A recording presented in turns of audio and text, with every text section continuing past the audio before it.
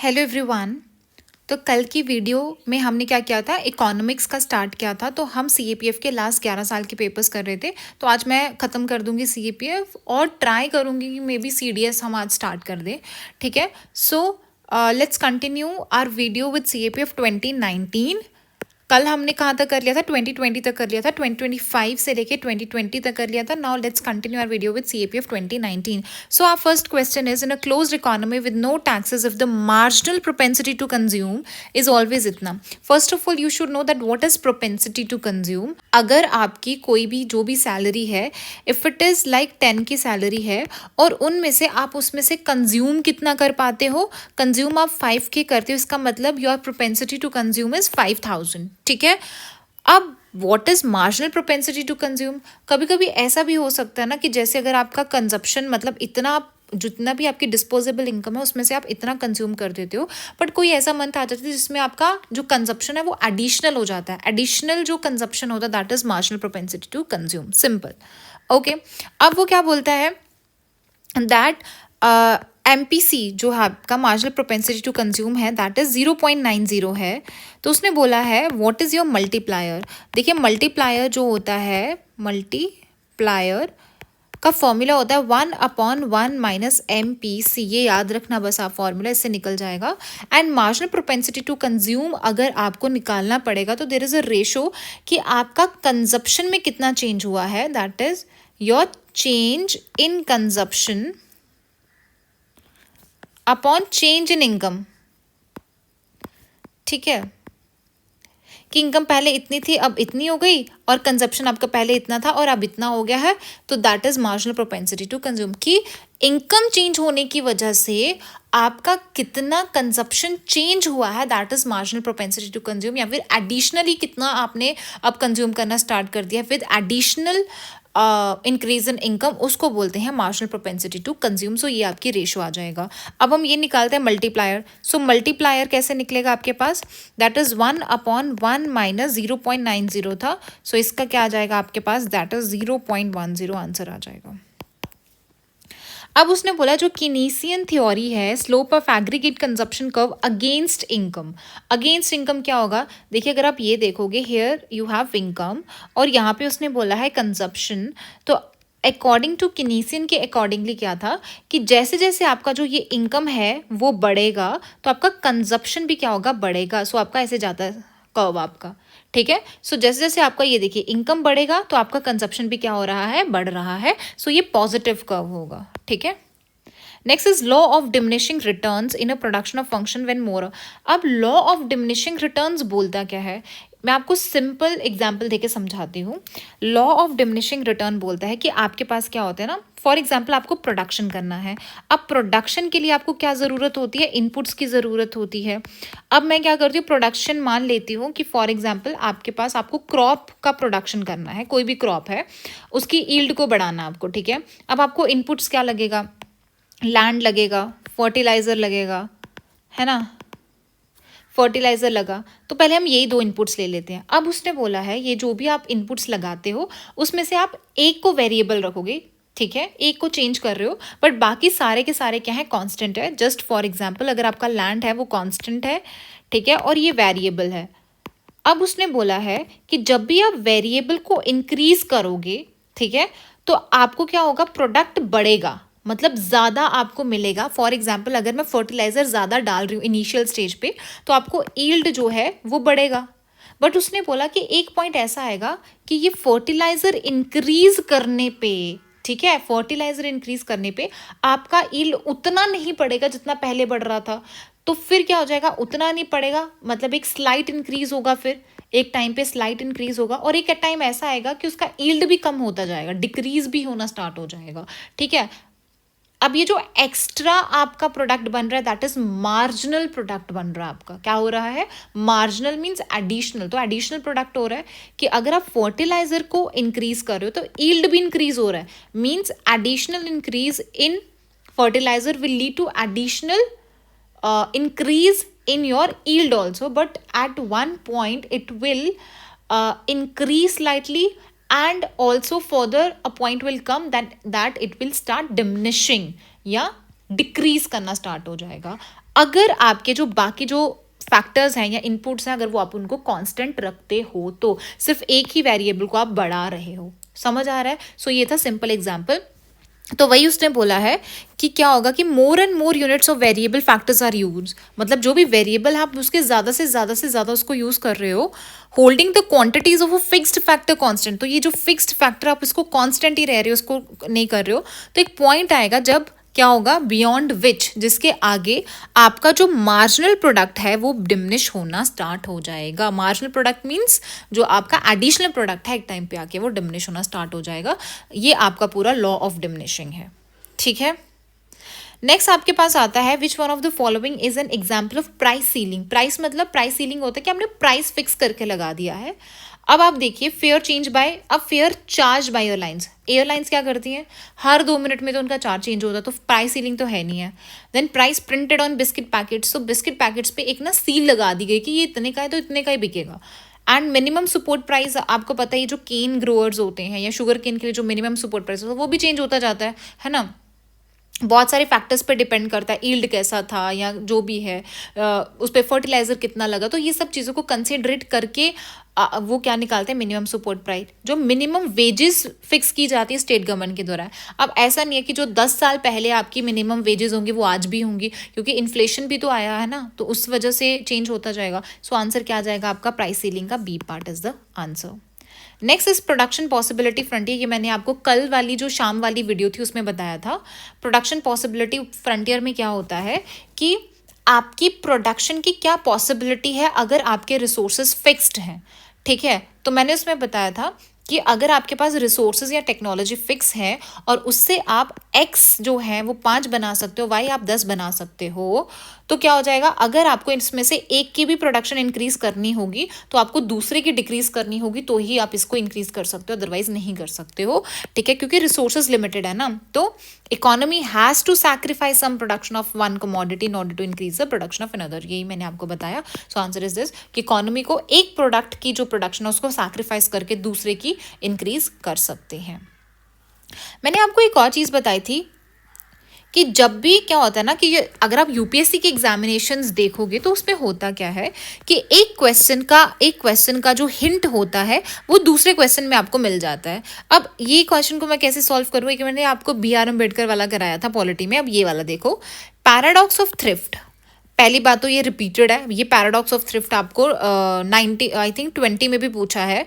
ठीक है, तो मैंने आपको कल वाली वीडियो में ये पैराडॉक्स ऑफ थ्रिफ्ट कराया था। बट ये देखिए इसका आंसर कैसे आप डिड्यूस कर सकते हैं। आप देखो यहाँ पे भी आपको किनेशियन थ्योरी दी है और यहाँ पे भी आपको जॉन मेनर्ड कीन्स के बारे में बोला है। तो इसका आंसर इज दिस। इसके लिए आपका प्रेजेंस ऑफ माइंड होना बहुत ज़रूरी है, क्योंकि यूपीएससी अभी भी करता है, अभी भी करता है। इवन 2024 का सीएससी में आ चुका है। ठीक है, 2023 में आ चुका है। जब मैंने सीएससी दिया था तो 2023 में आया था, वो कॉन्गो वाला आया था, एक क्वेश्चन आया था। तो 2 क्वेश्चंस थे कॉन्गो पे, तो आई वाज लाइक श्योर कि एक का आंसर जो है वो कॉन्गो है। ठीक है, एक का उसने क्वेश्चन की स्टेटमेंट में कॉन्गो था और एक का उसने आंसर के ऑप्शन में कॉन्गो डाला हुआ था। ठीक है, इसके लिए आपको क्या करना है, थोड़ा सा प्रेजेंस ऑफ माइंड रखना है। चलिए नेक्स्ट आपके पास आता है average revenue and marginal revenue curve perfectly competitive firm are perfectly elastic. इसमें से उसने नॉट करेक्ट पूछा। पहले मैं आपको बता देती हूँ that what is average revenue या मार्जिनल रेवेन्यू क्या होता है। एवरेज रेवेन्यू क्या होता है कि कोई भी एक ऑर्गेनाइजेशन है अपने प्रोडक्ट्स को बेचती है, सिंपली बेचती है, और एवरेज उसका कितना निकलता है प्रोडक्ट सेल करने के बाद, that is simple average revenue आ गया आपका। ठीक है, अब इससे क्या होता है कि एटलीस्ट आपको एक पता चल जाता है कि एक पीरियड ऑफ टाइम में आपके कितने सेल हुआ है, इंक्रीज हुई है सेल या फिर कम हुआ है। ये हो गया। जो भी आपका परफेक्टली कॉम्पिटिटिव मार्केट रहता है, मैंने आपको बताया था कि सेम चीज़ें बेच रहे हैं सब लोग और सेम आपका प्राइस रहता है, तो इसमें जो एवरेज रेवेन्यू होगा वो मार्जिनल रेवेन्यू के इक्वल होगा, आप इतना याद रखना। पर जो मोनोपोलिस्टिक या ओलिगोपोलिस्टिक होता है, इसमें क्या होता है, जो एवरेज रेवेन्यू होता है वो आपका मार्जिनल रेवेन्यू से ज़्यादा होता है। क्यों क्यों क्यों होता है, क्योंकि एवरेज रेवेन्यू होगा कि टोटल सेल आपने कितना किया, बट मार्जिनल रेवेन्यू होता है एडिशनल यूनिट को सेल करने के लिए कितना आपका रेवेन्यू होगा। तो कभी कभी आपको क्या करना पड़ता है, एडिशनल यूनिट को सेल करने के लिए, ज़्यादा सेल करने के लिए आपको प्राइस को कम करना पड़ता है। इसी वजह से मार्जिनल रेवेन्यू आपका कम भी हो जाता है। सो अगर टोटल में देखोगे आप तो एवरेज रेवेन्यू आपका ज़्यादा ही होगा मार्जिनल रेवेन्यू में इन मोनोपोलिस्टिक और ओलिगोपोलिस्टिक।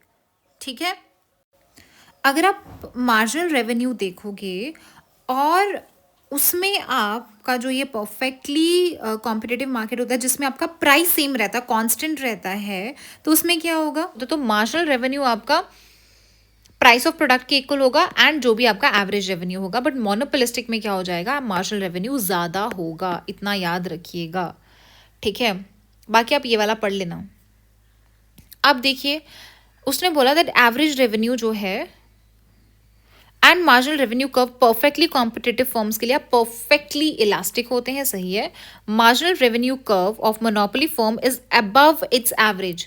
उसने बोला मोनोपोली में क्या मार्जिनल ऊपर होता है? जी नहीं, मैंने आपको अभी बताया कि एवरेज जो होता है वो ज़्यादा होता है मार्जिनल का इन मोनोपोली में। सो ये वाला आपका नॉट करेक्ट आ जाएगा। लॉन्ग रन में अगर आप देखोगे जो कॉम्पिटिटिव फर्म्स होती हैं उनका बहुत नॉर्मल प्रॉफिट होता है, सही है।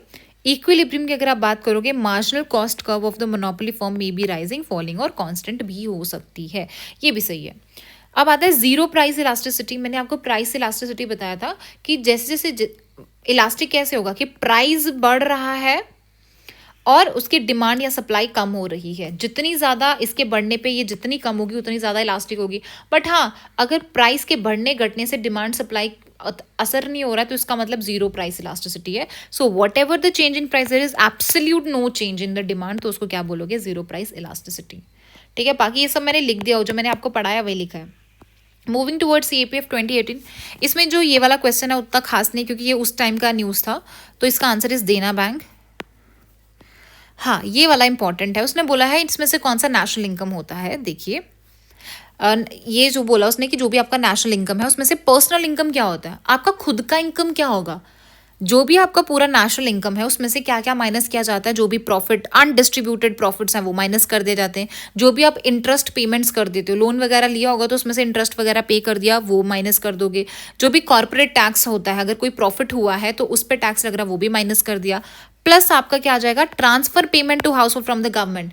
मतलब कि गवर्नमेंट क्या करती है, कुछ आपको ट्रांसफर पेमेंट्स देती है। ट्रांसफर पेमेंट्स क्या होती हैं? जो गवर्नमेंट आपसे वापस नहीं लेगा, ठीक है। जैसे स्कीम्स के थ्रू दे दिया या फिर ग्रांट इन एड्स दे दिया, तो transfer payments by the government जो होगा या फिर फर्म के द्वारा, तो वो आपका प्लस हो जाएगा क्योंकि वो आपकी खुद की इनकम होगी, आपको वो वापस नहीं देनी है, लाइबिलिटी नहीं है। सो आपका आंसर क्या आ जाएगा? ए पार्ट आ जाएगा। उसने बोला reserve bank of India define narrow money. Narrow money क्या होती है? जो लिक्विड मनी होती है, जो सर्कुलेशन में चल रही है या फिर जिसको यूज करना इजी है ना, निकलवाना इजी हो जाएगा। अब ये वाला जो क्वेश्चन था यूपीएससी ने हटा ही दिया था, मतलब क्रॉस कर दिया था। क्यों कर दिया था? क्योंकि इसमें से दो आंसर सही थे।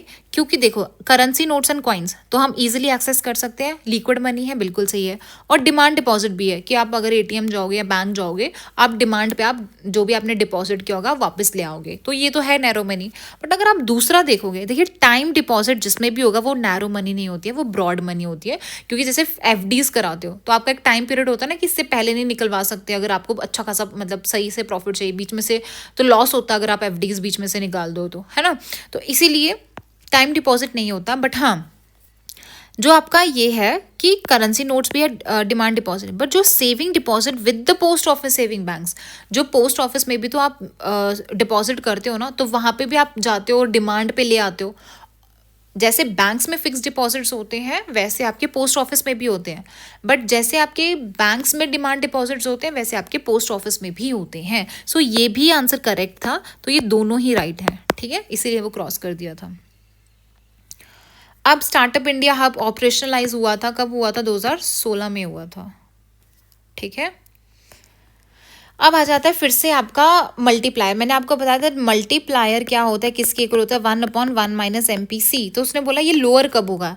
मल्टीप्लायर लोअर तब होगा अगर ये पूरा का पूरा इंक्रीज होगा, ज़्यादा होगा।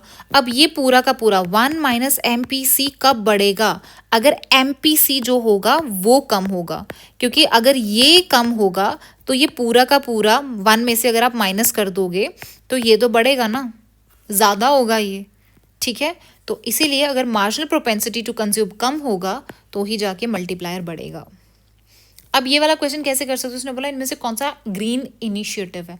तो ग्रीन इनिशिएटिव क्या हो सकता है? ग्रीन हाईवे सही है, R&D पे तो है ही है, कोल टेक्नोलॉजी पे। देन नेशनल ग्रीन कॉरिडोर है, तो इसको आप क्या कर सकते हो? ब्रॉड उसमें ले सकते हो। सो आंसर इज 1, 2 एंड 3। कौन सा था जिसमें मिड 18 सेंचुरी में डिक्लाइन हो गया था? तो दैट वाज ढाका। ढाका क्यों डिक्लाइन हो गया था? क्योंकि एक तो ईस्ट इंडिया कंपनी ने क्या कर दिया था, कैलकटा को एक हब बना लिया था ट्रेड का, तो वो ढाका से शिफ्ट हो गया था वहाँ पे। दूसरी चीज़, ढाका में क्या होता था, नेचुरल कैलेमिटीज़ बहुत आती थी या फिर साइक्लोन्स बहुत आते थे, जो आज भी आते हैं, ठीक है, ओडिशा के कोस्ट पे या फिर बांग्लादेश वेस्ट बंगाल के उधर अभी भी आते हैं, ठीक है, इस वजह से। अब नेशनल ग्रीन ट्रिब्यूनल मैंने आपको पॉलिटी में पढ़ाया था कि इसके लिए एक एक्ट आया था, नेशनल ग्रीन ट्रिब्यूनल एक्ट 2010 में आया था। अब अगर आपको ये पता होगा कि ये 2010 में है तो ही आप ये कर सकते थे, बिकॉज आपका ये 5 ईयर प्लान है जो आपका 17 नहीं 2007 से था आपका, ठीक है, 5 साल तक था, ठीक है।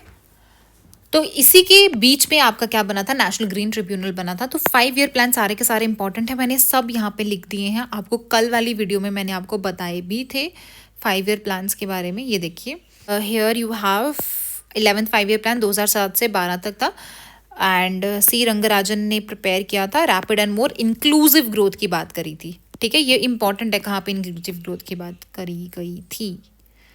ओके, एंड लास्ट आपका उसने बोला है, लास्ट नहीं है, second last, in the India approximately कितने परसेंटेज हाउस होल्ड्स हैं जो कि अभी भी फायरवुड यूज़ करते हैं, पर 2011 के सेंसस है, तो 50% इसमें बताने वाला कुछ नहीं है।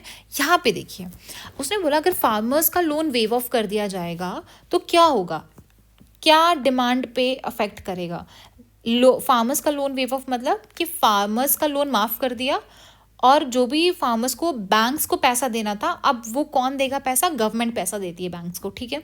अब उसने बोला क्या private consumption impact by increase in private sector net wealth, क्या आपका जो प्राइवेट कंजप्शन है वो इम्पैक्ट करेगा, क्योंकि प्राइवेट सेक्टर में वेल्थ इंक्रीज हुआ है, प्राइवेट सेक्टर में वेल्थ इंक्रीज हुआ है। पब्लिक सेक्टर इम्पैक्ट करेगा by change in government expenditure.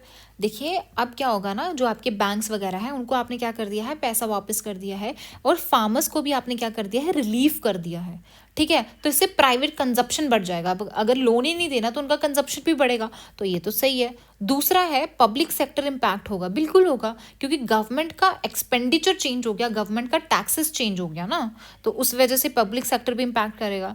दूसरा आता है क्राउडिंग आउट एंड क्राउडिंग इन। देखिए क्राउडिंग आउट और क्राउडिंग इन में क्या होता है, दोनों में ही गवर्नमेंट स्पेंडिंग होती है, बट फर्क क्या है, देखिए एक होता है कि गवर्नमेंट के स्पेंड करने से, गवर्नमेंट ने स्पेंड किया और इससे प्राइवेट इन्वेस्टमेंट जो था वो बढ़ गया, और दूसरा होता है कि गवर्नमेंट ने स्पेंड किया पैसा, बट जो प्राइवेट स्पेंडिंग थी या प्राइवेट इन्वेस्टमेंट थी वो कम हो गई।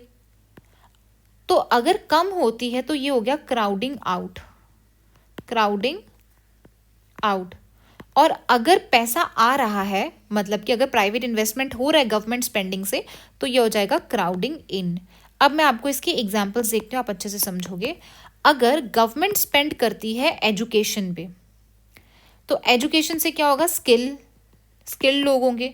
अब ये जो स्किल्ड लोग होंगे इसमें क्या करेगा, प्राइवेट जो होगा वो इन्वेस्ट करेगा इसमें। अब प्राइवेट इन्वेस्टमेंट को क्या किया इन्होंने, इनकरेज किया कि इन लोगों में स्पेंड किया जाए और किस पे और ज़्यादा वर्क करा जाए, टेक्नोलॉजीज़ वगैरह पे। इनको चलाने के लिए यही लोग आएंगे ना। इन्वेस्ट कौन करेगा, R&D में फिर प्राइवेट करेगा। अब ये गवर्नमेंट स्पेंडिंग पॉजिटिव में गई। बट अब क्या होता है, कुछ चीज़ों में गवर्नमेंट स्पेंडिंग होती है, जैसे कि कोई भी, फॉर एग्जाम्पल अगर रेलवे ही लगा लो आप, अब अगर रेलवे मोनोपोली है गवर्नमेंट की स्पेंडिंग की, गवर्नमेंट वहीं पे लगा रही है, या फिर ऐसा कोई प्रोजेक्ट है, या फिर कोई गवर्नमेंट प्रोजेक्ट है जिसमें गवर्नमेंट ने अच्छा खासा प्रोजेक्ट बना दिया, अच्छा खासा पैसा लगा दिया है, ठीक है, और गवर्नमेंट को वहाँ से प्रॉफिट हो रहा है, तो प्राइवेट कंपनीज वहाँ पे इन्वेस्टमेंट नहीं करती, क्योंकि उनको पता है यहाँ से प्रॉफिट का कोई स्कोप ही नहीं है। अगर हमने सेम प्रोजेक्ट जैसे गवर्नमेंट ने बनाया, अगर हम सेम प्रोजेक्ट हम भी बना देंगे तो हमें तो प्रॉफिट ही नहीं होगा, तो वो क्यों बनाएंगे ना वैसी चीज़। समझ आ रही है। तो इससे क्या होता है, क्राउडिंग आउट हो जाता है। सो इसका आंसर क्या आ जाएगा आपका, सभी सही होगा। सो आंसर इज आपका 1 2 3 एंड 4। ओके, चलिए, द नेक्स्ट क्वेश्चन है CAPF 2017 का, capture the meaning and essence of globalization. तो ग्लोबलाइजेशन का मतलब क्या होता है? It is about conducting external relation between two और more states of the world. क्या जो स्टेट्स, दो या दो से ज़्यादा स्टेट्स ऑफ द वर्ल्ड होती हैं, उनके बीच का जो सिर्फ एक्सटर्नल रिलेशन होता है उसको कंडक्ट करना इज ग्लोबलाइजेशन? जी नहीं। It is a process of coming together, worldwide एक साथ आते हो, सोशल रिलेशंस होते हैं आपके, बिल्कुल सही है। It refers to thinking trans territorially. देखिए, ट्रांस टेरिटोरियली थिंक करना, ठीक है, about global risk affecting people. जैसे फॉर एग्जाम्पल अगर पोल्यूशन है, अगर दूसरी कंट्री में हो रहा है तो उसके साथ वाली कंट्री भी इम्पैक्ट करेगी। अगर हमारी कंट्री, साथ वाली कंट्री है, वहाँ पे सिविल वॉर चल रहा है तो हम भी इम्पैक्ट होंगे। जैसे म्यांमार है या वहाँ पे है, अगर वहाँ पे स्मगलिंग हो रही है तो हमारी इंडिया भी इम्पैक्ट होगी उससे, ठीक है। ग्लोबल रिस्क तो ये भी होगा, 3 भी होगा आपके पास। It has a wishful vision of सब सुपर स्टेट गवर्नेंस की बात करते हैं, विशफुल विजन है, तो ये भी आपका करेक्ट है। सो आंसर क्या हो जाएगा? 2, 3 एंड 4। ऑल्दो ये थोड़ा ट्रिकी होता है, आप इसमें भी फंस सकते हो, but it's not just about conducting external relations, right. अब यूनियन बजट है, देखिए इस बार हम क्या करेंगे, जो बजट पे एक अलग से वीडियो लाऊंगी छोटी सी, जिसमें इस साल का बजट पूरा हम एक्सप्लेन करेंगे, ठीक है। वैसे इसका इतना कोई मतलब नहीं है, बट फिर भी आप देख लो कि क्या हुआ था इसमें। उसने बोला है कि कौन कौन से रिफॉर्म इंट्रोड्यूस कराए थे 2017-18 में। तो प्रेजेंटेशन ऑफ बजट इन्होंने बोला था कि अभी जो बजट होगा वो एडवांस में प्रेजेंट कर दिया जाएगा 1 फेब में, ताकि मिनिस्ट्रीज क्या कर सके, जितनी भी एक्टिविटीज़ हैं वो जल्दी ऑपरेशनलाइज कर दें, ठीक है, फाइनेंशियल ईयर से पहले। मर्जर ऑफ रेलवे बजट, ये भी सही था, पहले रेलवे बजट अलग था और जनरल बजट अलग था, बट 2017-18 ने क्या कर दिया था। तो आपको ये हो सकता है स्टेटमेंट में भी आ सकता है कि 2017-18 में क्या किया था, मर्ज हुआ था आपका railway budget and general budget को, ठीक है। रिमूवल ऑफ, अब ये इन्होंने क्या किया, जो plan and non plan expenditure जो क्लासिफिकेशन है, इसको उन्होंने रिमूव कर दिया था बजट 2017-18 में। So all are correct. Next आपके पास आती है, these are the different different committees हैं आपके पास। अब अगर देखोगे, रंगराजन कमेटी किसके लिए आई थी? रंगराजन कमेटी ने disinvestment of shares in PSC बोला था कि कितने शेयर्स जो हैं वो पब्लिक सेक्टर अपने पास रखेगा और कितने वो क्या कर सकता है, प्राइवेट सेक्टर को दे सकता है। उन्होंने बोला था कि बाकी आप जो भी सेक्टर पकड़ लो, आपको जितना भी प्राइवेटाइजेशन करना कर लो, बट ये जो डिफेंस सेक्टर है आपका, ठीक है, आई विल टेल यू कहाँ गया।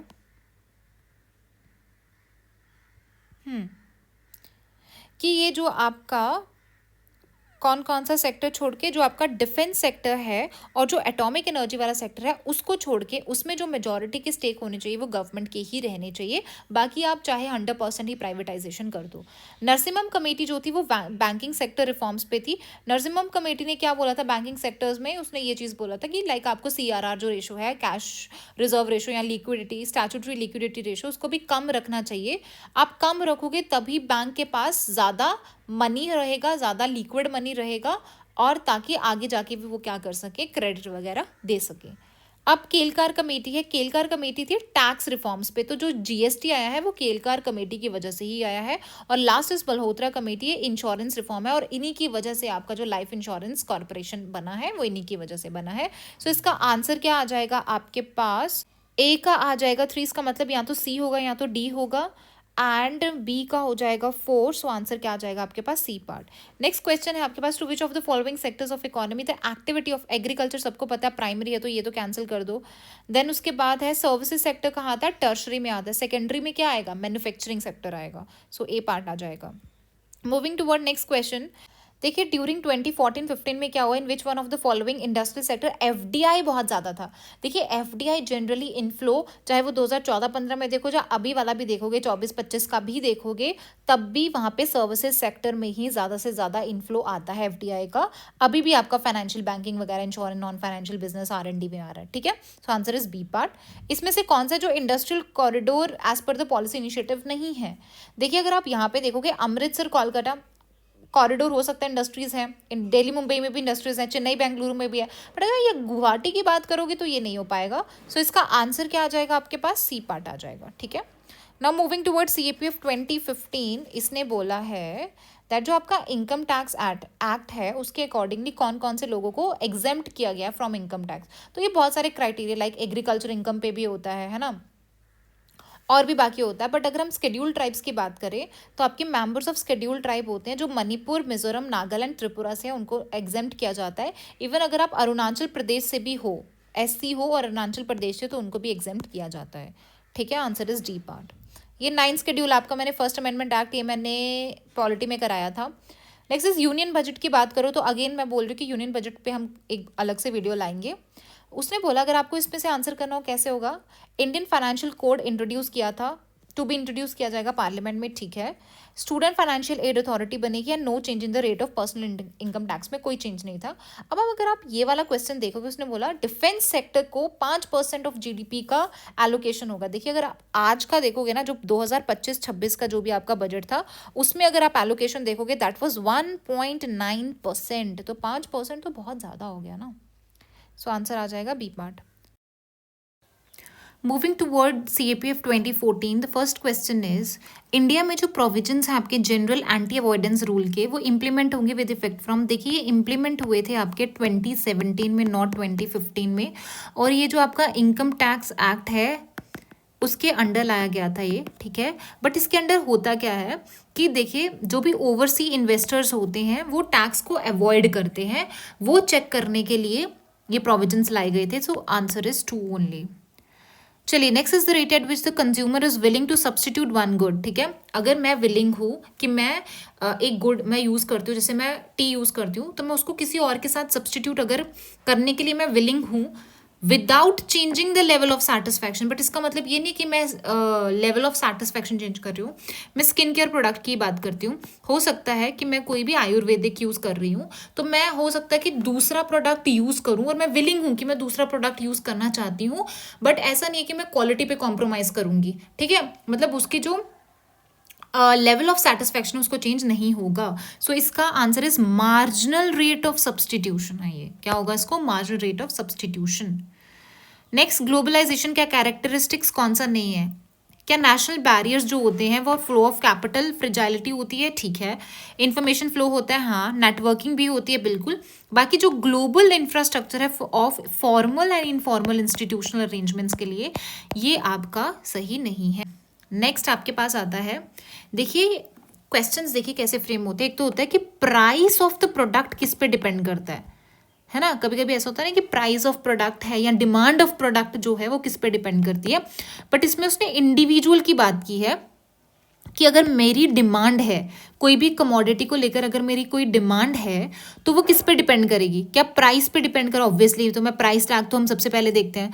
दूसरा, अगर तो मेरी इनकम ज़्यादा होगी तो मैं हो सकता है मैं लग्जरी गुड्स पे जाऊँ, तो ये भी सही है। प्राइसेस ऑफ रिलेटेड गुड्स हम ये भी देखते हैं कि यार ठीक है, ये वाली कॉफ़ी का ब्रांड इतने में आ रहा है, दूसरा कॉफ़ी का ब्रांड इतने में आ रहा है, इससे अच्छा है कि हम ये वाला कर लें, है ना। सो आंसर इज 1, 2 एंड 3। नेक्स्ट यार, ये उस टाइम पे आया था, इसका आंसर है स्टेट बैंक ऑफ इंडिया, तो उतना इंपॉर्टेंट नहीं है। जो उस टाइम का करंट अफेयर है तो वो तो नहीं देखेंगे हम, 2014 का, ठीक है, ये भी नहीं इम्पॉर्टेंट। अच्छा, इसमें इंपॉर्टेंट तो नहीं है, बजट इंपॉर्टेंट है, वो तो मैं आपको कराऊंगी। इसमें answer is I think effective revenue deficit है। बट मैं सिर्फ अभी आपको क्या बताने वाली हूँ, ये डेफिनेशंस बताती हूँ। डिफरेंस क्या है, देखिए रेवेन्यू डेफिसिट सिंपल होता है कि आपका जितना भी रेवेन्यू रिसीट आ रहा है ना, जितना भी आपका रेवेन्यू आया है, रिसीट है, जितना भी रेवेन्यू गवर्नमेंट ने कलेक्ट किया है माइनस एक्सपेंडिचर, और कितना एक्सपेंडिचर किया है, that is your revenue deficit. For example, अगर आपका एक्सपेंडिचर ज़्यादा हो गया है, जितना रेवेन्यू आया था उससे एक्सपेंडिचर ज़्यादा हो गया, तो उसको क्या बोलते हो आप? रेवेन्यू डेफिसिट बोलोगे। No, what is effective?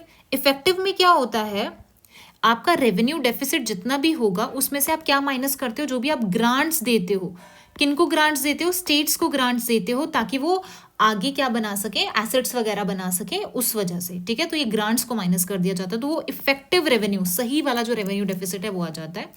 Physical deficit में भी क्या होता है, अगर आपका एक्सपेंडिचर एक्सीड कर गया है रेवेन्यू से, मतलब पैसा कम है बट आपके खर्चे ज़्यादा है, तो फिजिकल डेफिसिट आएगा। बट फिजिकल डेफिसिट और उसमें क्या फ़र्क होता है रेवेन्यू में, कि फिजिकल में आप दोनों ही लेते हो अकाउंट, आप कैपिटल अकाउंट भी लोगे और रेवेन्यू अकाउंट भी लोगे, ठीक है। एंड प्राइमरी डेफिसिट में क्या किया जाता है, प्राइमरी डेफिसिट भी आपका ये होता है कि एक्सपेंडिचर तो आपका ज़्यादा है ही है, बट इसमें आप क्या करते हो, जो भी तुम्हारा डेफिसिट होता है उसमें से तुम माइनस क्या करते हो, जितने भी इंटरेस्ट पेमेंट्स होती हैं या फिर कोई भी आपका कर्जा चुकाना है वो सब माइनस करके जो होता है that is your primary deficit. Okay, next question is detail corporate governance. जो नॉर्म्स आए थे, जो कॉर्पोरेट गवर्नेंस के भी नॉर्म्स होते हैं, तो वो किस में इशू किए गए थे, सेबी ने इशू किए गए थे। तो उसमें क्या है कि स्ट्रिक्टर डिस्क्लोजर होगा एंड प्रोटेक्शन होगा इन्वेस्टर की राइट्स को प्रोटेक्ट किया जाएगा, जैसे कि इक्विटेबल ट्रीटमेंट दिया जाएगा minority and foreign shareholders को। जो नए नॉर्म्स आए थे, listed companies are required to provide option of facility. जो भी कंपनीज है उनको एक ऑप्शन प्रोवाइड करना पड़ेगा, जिसमें क्या होगा, वो ऑप्शन ई वोटिंग का होगा। जो भी उनके शेयर होल्डर्स होंगे कंपनी के, तो उनको ई वोटिंग का राइट होगा जितने भी रेजोल्यूशन प्रपोज किए जाएंगे जनरल मीटिंग्स में। ठीक है, तो आप ई वोटिंग भी कर सकते हो। सो आंसर आ जाएगा इसका सी पार्ट। ठीक है, so with this we have completed all the PYQs from CAPF 2014 till 2024 of economics. ठीक है, नेक्स्ट हम शायद आपका CDS करेंगे। देखिए CAPF और CSE वगैरह में क्या फ़र्क होता है। CAPF और CDS में आपको माइक्रो इकोनॉमिक्स के भी क्वेश्चंस होते हैं, बट जनरली अगर आप CSE में देखोगे तो मैक्रो ही आती है।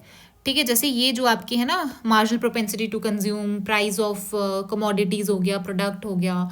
ओके, तो ये सब किसका है, माइक्रो इकोनॉमिक्स के पार्ट है। ठीक है, so this is it from my side. All the very best. Thank you so much.